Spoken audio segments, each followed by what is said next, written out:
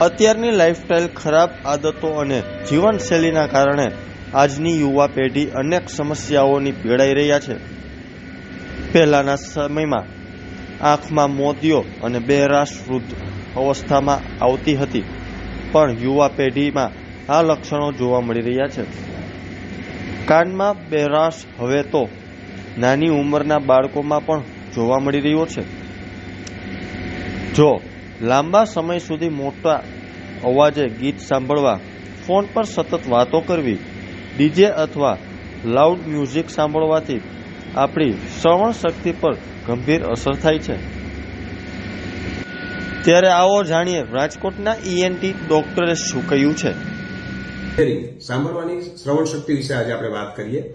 કુદરતે આપેલી અમૂલ્ય શ્રવણ શક્તિ જે ખૂબ જ વધારે પ્રમાણમાં મોટા અવાજથી કઈ રીતે ડેમેજ થાય એ વિશે આપણે સમજશું. પહેલા તો કાનની રચના સમજીએ કે જે કાન છે એ ખાલી દેખાય છે એટલો નથી હોતો. બાહ્યકર્ણ, મધ્યકર્ણ અને અંતઃકર્ણ 3 ભાગ હોય છે કાનના.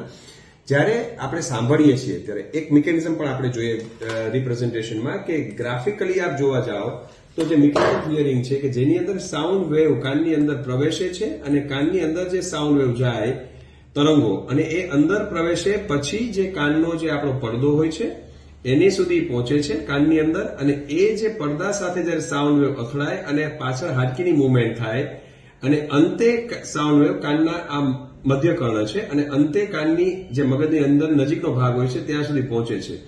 મોટા અવાજ લીધે જે આ હેર સેલ ડેમેજ થાય છે જે એકદમ બારીક હોય છે એની પરમેનન્ટ ડેફનેસ નોતરે છે. આજકાલના યુથ અને યંગસ્ટર્સ મોટા પ્રમાણમાં મોટા અવાજને લીધે જે ડેફનેસ આવે છે, મોબાઈલનો વધારે પડતો ઉપયોગ, લાઉડ સાઉન્ડ, મ્યુઝિક, ડીજે, આ બધાને લીધે બેરાશ નોતરાય છે. નાના બાળકોની અંદર જયારે ગર્ભમાં માતાના ગર્ભમાં જયારે બાળક હોય ત્યારે જયારે ઇન્ફેક્શન થાય, એને રૂબેલા વાયરસનો કોઈ ચેપ લાગે માતાને કે સાયટોમેગાલો વાયરસનો ચેપ લાગે તો એ બાળકને જન્મથી બેરાશ આવવાની શક્યતા રહે છે.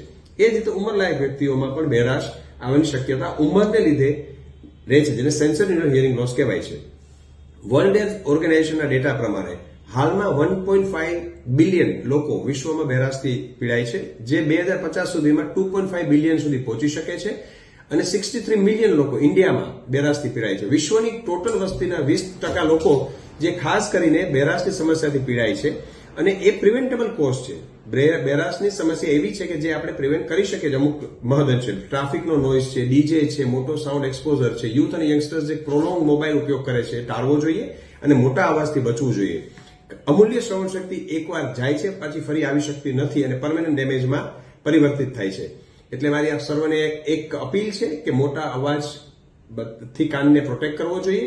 લાઉડ